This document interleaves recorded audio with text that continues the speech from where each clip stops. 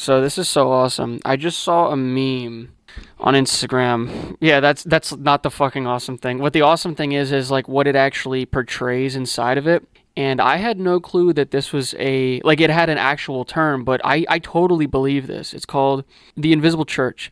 The Invisible Church is a Protestant theological concept referring to the true spiritual body of all genuine believers, past and present, known only to God. It contrasts with the visible church, the earthly institutional church, by including only the it's kind of small. It says redeemed elect, whereas the visible church contains both believers and non believers. And that is the most accurate fucking thing I've ever heard.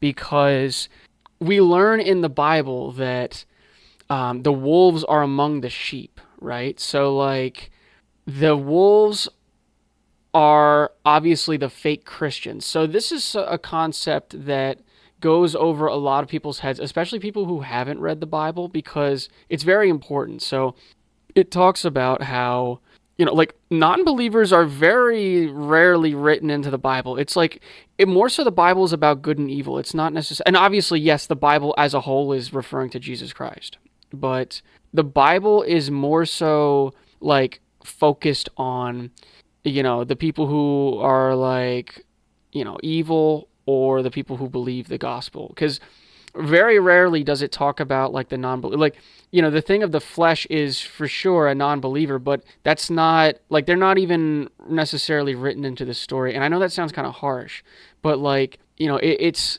just is what it is. Like these people, and this sort of goes back to like the whole normie thing where like, in the grand scheme of things, normies are just NPCs, right? So are they really written into the story, right? Because like they're sort of, I mean, sure they're written in there, but they're not. The story has nothing pertaining to them. Therefore, it's arbitrary whether you have them in the first place. They're just set pieces. Whereas the main character or main characters, other side characters are more in line with what's important, right? Like they help push the plot. They help make the scenes. They help the emotional, like push the emotional ideas, or like the logical ideas, or the intellectual, whatever. You know what I'm trying to say?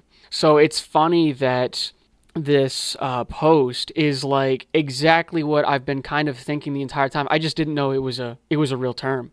The fact that like somebody's even coined that is kind of funny. And obviously, there are a lot of smart people out there, but it's nice to know that there are others that are in the same league. You know what I'm saying? And I'm not trying to be like an ego thing where it's like I'm just in a league like no other. No, it's like it's nice to see that people share commonalities. Like that's such a true concept too, because even the fact that you can have like a quiet believer, right? It's like somebody who confesses in their own house and has never said anything. Like there are so many things that the church gets wrong, and I mean like the institutional church, excuse me. Like they have such a small grasp on what is actually being said, which is why I prefer like individuals being like, "Hey, listen, this is what it's saying," or like individuals helping out with what it means, because church is a place for a lot of times narcissists, a lot of times people who are looking for power, a lot of times people who are looking to do evil. It's the perfect mask, right? To say you're good and yet you're evil, and that's what the Pharisees were. So it would make sense that they would be in league with that. And yeah, like the fact that you can't really know who believes and who doesn't. I think that's also another really interesting thing, is that like you can pass a believer and not know that, like you could sort of tell somewhat because they're just more alive, and I'll talk about that in a future video.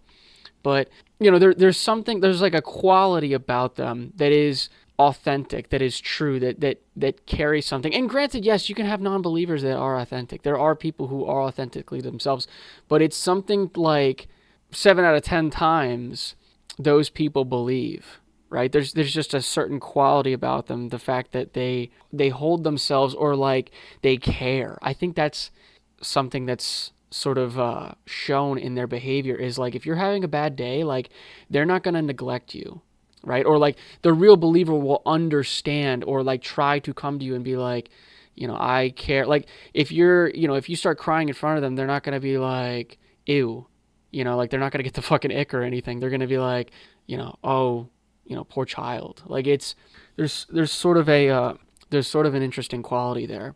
And many a times, like I said, they're quiet believers. Sometimes they don't go to church. An institutional church is the perfect place, like I said, for narcissists and psychopaths and sociopaths to just lurk, right? This is where we get into the idea of like the wheat and the chaff, when it's talked about in the Bible, where it's like the wheat and the chaff grow up together, but the only way to tell the difference is when they're fully grown. And that's talking about the church itself. Like, the church starts off, or like the idea that Christianity starts off with false Christians mixed in. And then as it grows, and I'm talking like even Old Testament, like Moses was a Christian. Like he understood, he talked to God, he talked to Jesus. Of course he'd be a fucking Christian. So, we start off at this base layer.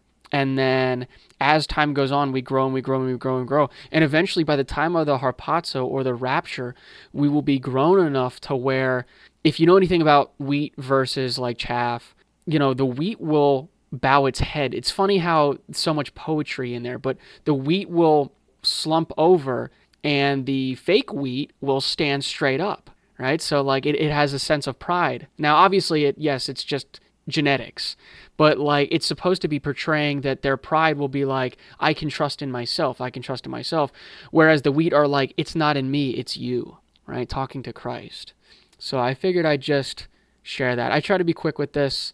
Hopefully it's not too long, but enjoy the rest of your day.